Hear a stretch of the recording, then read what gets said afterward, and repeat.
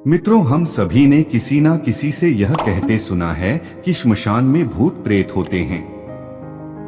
और कुछ लोग यह भी कहते हैं कि श्मशान में भूत प्रेत की आत्मा 12 बजे रात को घूमती है। मित्रों, चलो जानते हैं महात्मा बुद्ध जी से श्मशान में भूत होते हैं या नहीं, एक कहानी के माध्यम से। जो भी व्यक्ति गौतम बुद्ध का शिष्य बनकर बुद्ध के साथ रहना चाहता है और बुद्ध की शरण में आना चाहता है, तो बुद्ध जी कुछ लोगों को बुद्ध बिना परीक्षा लिए ही स्वीकार कर लेते थे और आश्रम में रहने की अनुमति दे देते हैं। पर कुछ व्यक्तियों को वो कह देते कि जाओ, पहले एक दिन और एक रात शमशान में गुजार कर आओ। एक दिन एक व्यक्ति बुद्ध के पास आया और उसने बुद्ध के आश्रम में शामिल होने की इच्छा जताते हुए कहा, हे गुरु जी, मैं आपका शिष्य बनना चाहता हूँ। बुद्ध ने कहा, तुम्हें मेरा शिष्य बनने के लिए एक दिन और एक रात पूरा शमशान में बिताना होगा और वहां पर तुम जो कुछ भी देखोगे, जो भी महसूस करोगे, मुझे आकर बताओगे, तब उसके बाद ही तुम आश्रम में शामिल हो पाओगे। गौतम बुद्ध की ये बात सुनकर वो व्यक्ति घबरा गया और उसने बुद्ध से डरकर कांपती आवाज में कहा, गुरु जी, दिन में तो ठीक हैं, लेकिन रात में शमशान में रहना बहुत खतरा है।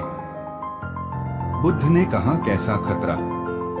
व्यक्ति ने कहा, वहां भूत प्रेत होंगे, वो मुझे पकड़ लेंगे और जान से मार देंगे या तो मेरा जीवन नर्क बना देंगे। भूत प्रेतों का खौफ उस व्यक्ति के चेहरे पर साफ दिख रहा था। बुद्ध ने कहा, क्या तुमने भूत प्रेत देखे हैं? व्यक्ति ने कहा, नहीं, पर मैंने सुना बहुत हैं और कुछ ऐसे लोगों को जरूर देखा है जिनमें भूत आ जाते हैं और उन्हें परेशान करते हैं, अजीब अजीब हरकतें करते हैं।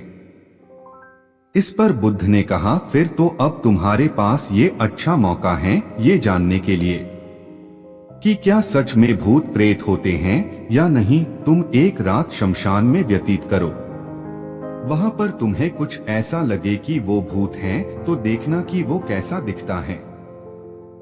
और यदि ऐसा कुछ ना हुआ तो तुम यह जान पाओगे कि भूत प्रेत जैसी कोई चीज नहीं होती है।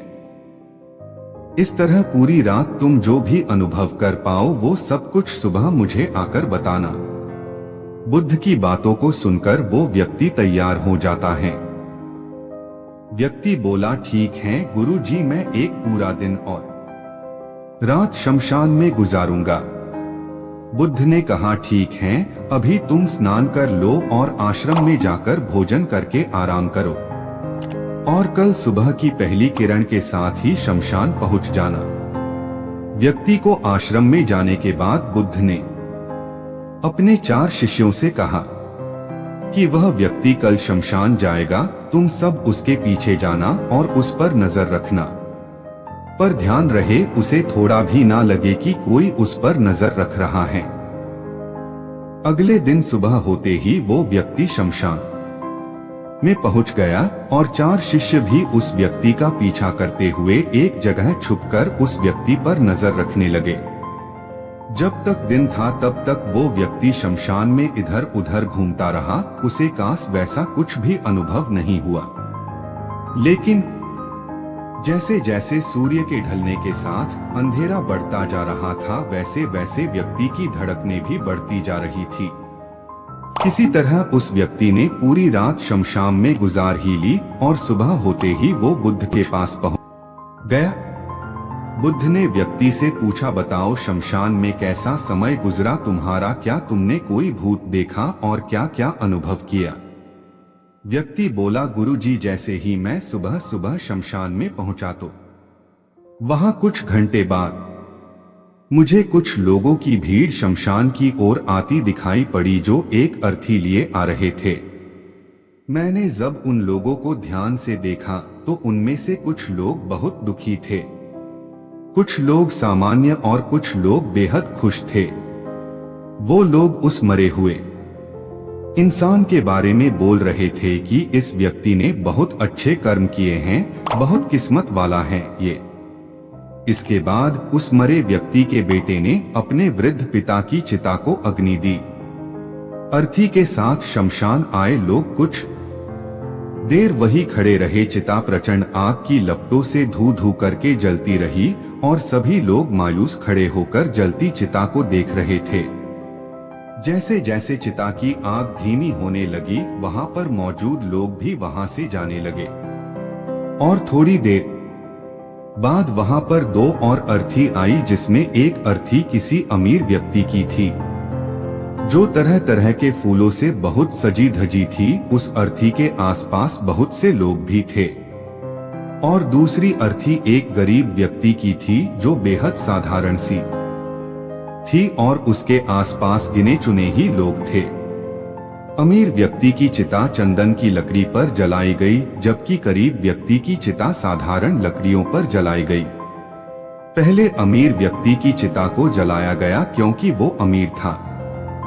उसके बाद गरीब व्यक्ति की चिता जलाई गई। दोनों व्यक्तियों की चिताएं जब जल गई तो सभी लोग शमशान से चले जाते हैं, लेकिन मैं वहीं खड़े चिताओं को देखता रहा। अब बुद्ध ने कहा, तुमने उनकी चिताओं को देखकर क्या समझा और क्या अनुभव किया? व्यक्ति ने कहा, गुरुजी, दोनों की चिताएं एक समान थी, दोनों के ही शरीर उन चिताओं में समान तरीके से ही जले। उसके बाद जब सब कुछ जलकर राख में बदल गया तो वो राख भी एक समान ही थी। गुरु जी, उसके बाद वहां पर एक महिला की अर्थी आई। उस औरत का पति बहुत दुखी था, फूट फूट कर रो रहा था। अर्थी के साथ शमशान में आए बाकी लोग भी बहुत दुखी थे। वो सभी उसके पति को दिलासा दे रहे थे कि गुरुजी, मैंने उसमें देखा कि बहुत से लोग काफी बुद्धिमान थे, वो ज्ञान की बातें कर रहे थे। मैंने ध्यान से उनकी बातों को सुना तो वो बोल रहे थे कि अर्थी की सवारी करते हुए एक दिन तो सबको यहाँ आना ही है। जीवन हमें इंसानियत और परोपकार से जीना चाहिए, अधर्म, कर्म और पाप से दूर रहना चाहिए। किसी को कभी कष्ट नहीं देना चाहिए। धन के पीछे हमेशा भागकर जो हम अपने जीवन का सुख चैन गवा बैठते हैं और अंत में जो भी धन इकट्ठा करते हैं वो सब कुछ तो यहीं धरे का धरा रह जाता है। गुरुजी, उसके बाद शमशान में कोई अर्थी नहीं आई। इस पर बुद्ध ने पूछा कि तुम सारी रात वहां रहे तो क्या कोई भूत प्रेत तुम्हें दिखा? व्यक्ति बोला, नहीं, वहां मुझे कोई भूत प्रेत नहीं दिखा, बल्कि मन में एक डर तो था, पर सच कहूं तो पूरी रात मैं अपने आप से ही डरता रहा। कभी हवाओं से हिलने वाले पत्तों की आवाजों से डरता रहा तो कभी वहां आसपास मौजूद जीव जंतुओं की आवाजों से डरता रहा। सारी रात दहशत में रहा, लेकिन पूरी रात में मुझे कोई भूत प्रेत नजर नहीं आया। बुद्ध ने उस व्यक्ति से कहा, ठीक है, अब तुम जाओ और आश्रम में आराम करो, कल फिर तुम्हें पूरा एक दिन और रात शमशान में बिताना होगा। अब वो व्यक्ति ये सुनकर बोला, आप कैसी बात कर रहे हैं गुरुजी? आपके ही कहने पर कल पूरा दिन और पूरी रात मैं शमशान में पड़ा रहा। वो समय मैंने कैसे काटा है मैं जानता हूँ, अब मैं दोबारा वहां नहीं जाऊंगा। बुद्ध ने कहा, देखो, जो काश चीज तुम्हें वहां जाकर मिलनी थी वो तुम्हें अभी तक नहीं मिली है। जब तक वो चीज तुम्हें नहीं मिल जाती मैं तुम्हें अपना शिष्य नहीं बना सकता। तुम एक दिन और वहां रुको, तुम्हें वो अवश्य मिल जाएगी। व्यक्ति बोला, ठीक है, मैं कल एक दिन और रात और व्यतीत कर लूंगा शमशान में। अगले दिन सुबह वो व्यक्ति बुद्ध का आशीर्वाद लेकर फिर से शमशान पहुंच गया। एक पूरा दिन और रात बिताकर वो व्यक्ति अगली सुबह फिर बुद्ध के पास पहुंचा, लेकिन इस बार उस व्यक्ति के चेहरे पर एक अलग ही तेज था, एक अलग ही खुशी झलक रही थी, मानो उसे वो मिल गया हो। लेकिन बुद्ध उसके मुंह से सुनना चाहते थे, इसलिए बुद्ध ने एक ही सवाल पूछा कि क्या तुम्हें वो चीज मिली? व्यक्ति बोला, हाँ गुरुजी, मुझे वो मिल गई। बुद्ध ने पूछा कि बताओ तुम्हें वहां क्या मिला? व्यक्ति ने कहा, गुरुजी, मैंने जीवन का अर्थ समझ लिया है। मैंने वहां देखा कि कुछ लोग शाम को मुझे अर्थी पर लेकर आ रहे हैं। मुझे 4 लोगों ने अपने कंधों पर उठा रखा है और मेरे पीछे कुछ 20-25 लोग रोते बिलखते चल रहे हैं। मेरे पिता अर्थी के आगे आगे चल रहे हैं और कुछ लोग राम नाम सत्य बोलते हुए मेरे ऊपर फूल फेंक रहे हैं। मेरे सभी रिश्तेदार बहुत दुखी थे। भीड़ में मौजूद कुछ लोग तो सिर्फ दुखी होने का नाटक कर रहे हैं, कुछ लोग मेरे पिता को दिलासा दे रहे हैं। तभी कुछ देर बाद मेरी अर्थी को जमीन पर रख दिया गया और मेरे शरीर को उठाकर चिता पर लिटा दिया गया। मैं ये सब दृश्य अर्थी पर लेटे हुए देख रहा था। मैंने उस अर्थी से उठना चाहा पर उठ नहीं सका। मैं सांस लेना चाहता था पर सांस नहीं ले पा रहा था। मैं पूरी तरह से असमर्थ और विकलांग की तरह था क्योंकि मेरे अंदर सांस नहीं थी। मैं अपने पिता को गले लगाना चाहता था लेकिन मैं उठ नहीं सकता था। मैं अपने भाई को गले लगाकर ये कहना चाहता था कि तुम अपना और माता पिता का ध्यान रखना, घर व परिवार की जिम्मेदारी अब तुम्हारे ऊपर है। इसे बखूबी निभाना, इससे मेरी आत्मा को शांति मिलेगी। कुछ समय बाद मेरा मुंह कपड़े से ढक दिया गया और शरीर के ऊपर कई लकड़ियां रख दी गई। मुझे अब कुछ भी दिखाई नहीं दे रहा था। फिर उसके बाद मुझे अत्यंत गर्मी महसूस हुई। मुझे एहसास हुआ कि मुझे अब जलाया जा रहा है। धीरे धीरे लकड़ियों के साथ साथ मेरा पूरा शरीर जलने लगा। मेरा दम घुट रहा था। मैं उठना चाहता था। आखिर आग ने प्रचंड रूप ले लिया और धीरे धीरे मैं भी उस अग्नि में पूरी तरह खो गया। पूरी रात मैं खुद को ऐसा ही जलता देखता रहा। मैंने देखा कि अंतिम रूप में मैं एक राख बन चुका हूँ। उस पूरी रात ना तो मैं डरा ना ही मुझे डर का एहसास हुआ। जब आंखें खुली तो एक तीव्र रोशनी मेरे आंखों पर पड़ी। मैंने देखा कि ये तो मैं हूँ, वो भी शरीर के साथ। मुझे बहुत खुशी का अनुभव हुआ। उसके बाद मेरे मन से ना जाने कितने ही भ्रम समाप्त हो गए और मैं आपके पास आ गया। बुद्ध मुस्कुराए और बोले कि तुम अब आश्रम में शामिल हो सकते हो क्योंकि तुमने अब ज्ञान रूपी उस बीज को प्राप्त कर लिया है जिसमें शरीर को भूलकर स्वयं को जानने की इच्छा होती है। इसी ज्ञान की प्राप्ति के लिए मैंने तुम्हें शमशान भेजा था, जहां अंततः तुमने ये जाना कि शरीर नश्वर है, नेत्रों से दिखने वाली हर चीज नश्वर है। शमशान आने वाला हर व्यक्ति भी यह समझ रहा होता है, पर शमशान से वापस जाते ही वो सब भूलकर पुनः उन्हीं गलत कार्यों में लग जाता है, जैसे झूठ बोलना, लूट धसोट, अधर्म, लालच, लालसा, बुराई, क्रोध, अशब्द, अहंकार, ईर्ष्या, नाना प्रकार बुरी भावनाओं से बुरे कर्मों को अंजाम देते हैं।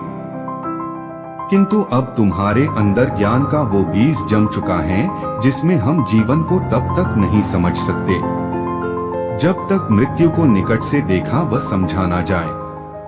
अच्छे स्वास्थ्य की कीमत वही समझ सकता है जो अत्यंत बीमार हो या जो बहुत लंबे समय से गंभीर बीमारियों से जूझ रहा हो। ठीक उसी तरह जीवन का महत्व वही समझ सकता है जो मृत्यु से रूबरू हुआ हो या जो मृत्यु को समझ चुका हो, एहसास कर चुका हो। अब तुम्हें इसी बीज को लक्ष्य बनाकर ध्यान की मदद से स्वयं को और ज्यादा जानना है और ज्ञान की उस सीमा पर पहुंचना है जिसे जानने के बाद कुछ भी शेष नहीं रह जाता है। कोई इच्छा, कोई लालसा शेष नहीं रह जाती। मन हर विचारों से मुक्त हो जाता है, सब शून्य में समाहित हो जाता है। मन में जिज्ञासा का कौतूहल शांत होकर ज्ञान रूपी शांति में बदल जाता है। यहीं से परम शांति, सुख, सुकून का आनंद एवं अनुभव प्राप्त होना आरंभ होता है। तो दोस्तों, अगर आप भी भूत प्रेत आत्मा देखी है तो कमेंट करके जरूर बताएं। अगर कहानी थोड़ा भी पसंद आई हो तो लाइक करें और चैनल को सब्सक्राइब नहीं किया है तो अपने कोमल भावनाओं के साथ सब्सक्राइब करें। धन्यवाद।